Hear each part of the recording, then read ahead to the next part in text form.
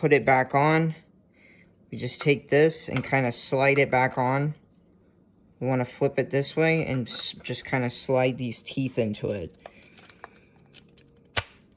And that's back on the board. They keep the board flipped. But before we put it back in there, we want to make sure that we take this shield and put it back on to protect the board. And it also kind of works like a heat sink just a little bit to kind of get heat off the board. So now we're going to take these cables and we're going to plug them in. Got to be plugged in this way. Like that. Then right controller goes in this little one right here.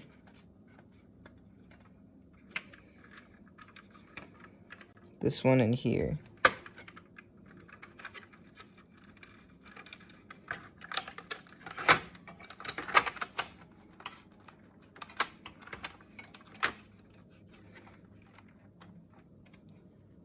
Nice to have magnetic screwdrivers for these kind of things, because sometimes it's kind of hard to get to areas like that.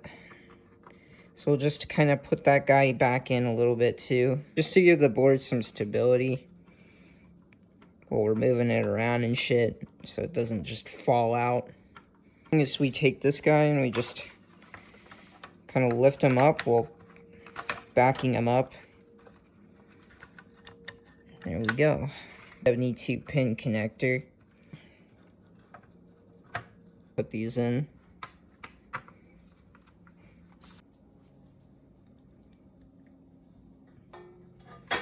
Alright.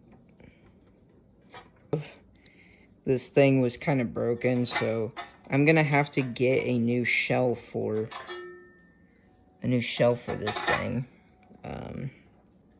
But I'm just glad that I kind of fixed an NES. It's really cool fixing these things.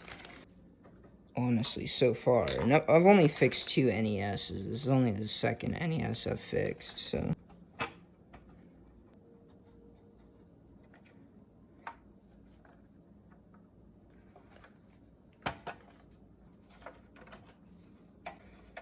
There we go. Again, there are a few things that are missing, but we do have a plug-in from AV cable to HDMI, and then we're outputting to this TV, and we're just gonna see what happens when we try turning this on. So let's just put it in, then put it down, start it. Oh. Again.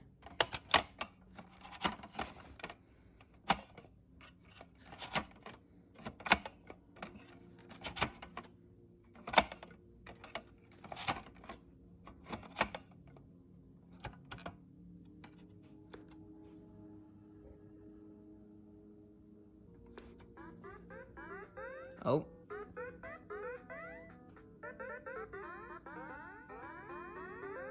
Is that something just on the screen?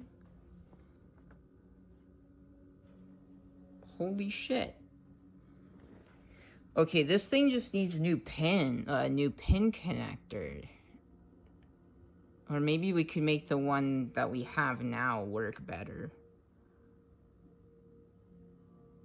And it looks like the sound's working, cause let's try plugging in a controller and seeing if that works. Click start.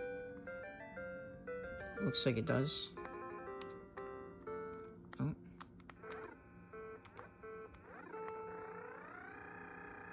Okay. Holy shit, man.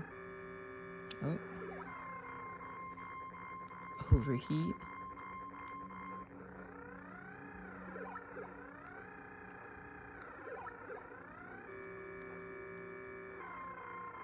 Overheat. Is it too? We're gonna disassemble it again, and we're gonna look at the pins, and we're gonna take a look at the how it connects to the board, and we'll look at do a continuity test and see how it looks, and and we'll try and lift the pins up so it actually has kind of like it kind of holds onto the cartridge better, because right now there's no sort of grab to the cartridge. Like, I can literally take 2 fingers, pick this thing up, and just, like, it's still kind of grabby, but it's not as grabby. Like, most of the time I have to, like, actually, like I have to really drag it out, but this one is just very, like, the pins aren't very grabby. So we're just gonna have to figure that out. So I'll see what I can do with the pins. Yes, and then we have a fixed console. So let's put it back in again. See? Oh, you can see there's... Okay, so there are some pins that require a little bit of still some lifting, because you can tell that this time it kind of glitched. So let's take this guy back out, put him back in.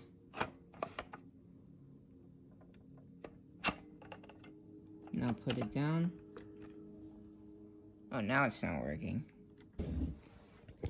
We have the 72 pin connector here, and we've reconnected it to the motherboard. And we've lifted each and every one of these pins using one of these little tools. Or it's not a tool, but I have a part that connects to this that is smaller, and essentially can lift these guys kind of up off of where they're kind of hanging out, so they can kind of stick back up and actually contact the cartridges, the 72 pin cartridges we're using. So we're just gonna make sure that they even actually connect up still. So we're just gonna do this guy here. Continuity, sorry. So that one's good. That one's good. That one's good. Okay. Got ya.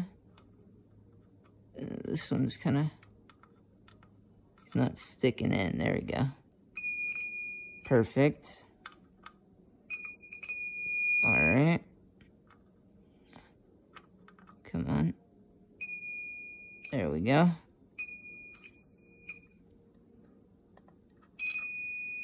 Alright, well, it looks like we have continuity.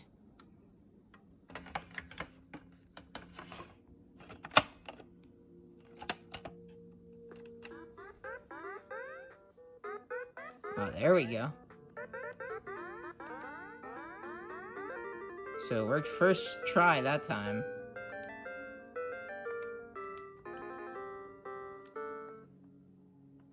Alright, so we have this thing. It's basically a replacement IC for the NES lockout chip. This is what we're going to use to make it region free today. So we have the NES motherboard right here. You can see that it's already had its chip removed.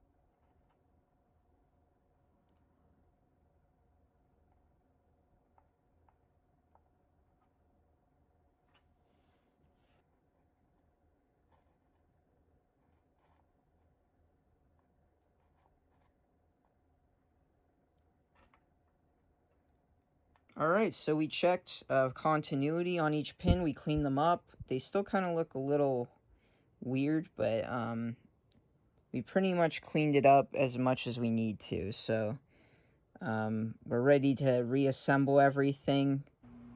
So we're here. The NES is fully assembled. I actually made a mistake on the controller port. I accidentally lined up controller port 1 into 2. So 2 was the only one that actually worked when I put in the game and pressed start. When I tried putting in the controller port 1, it didn't work. It wouldn't start. So We're gonna try it now. Everything's reassembled and it's all plugged in. So we're just gonna put this in. And yeah, I painted the case and everything, so it's kind of looking very snazzy now. So here we go.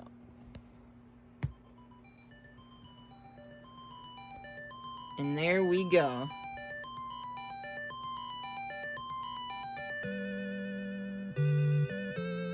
And this thing is region unlocked now too, so I put that chip in there and it'll play any game. So if it doesn't have the Nintendo chip in it, then it'll run the game no matter what. So we can actually hit the start button. And there we go. It's working. So the NES is fully functioning. It'll play the game no matter what. You can see that hit restart. It also works. So the chip that we put in, it's pretty much an equivalent to the NES 10 chip, but it's still region unlocked. So really fucking cool, man. I'm very glad that I finally finished this.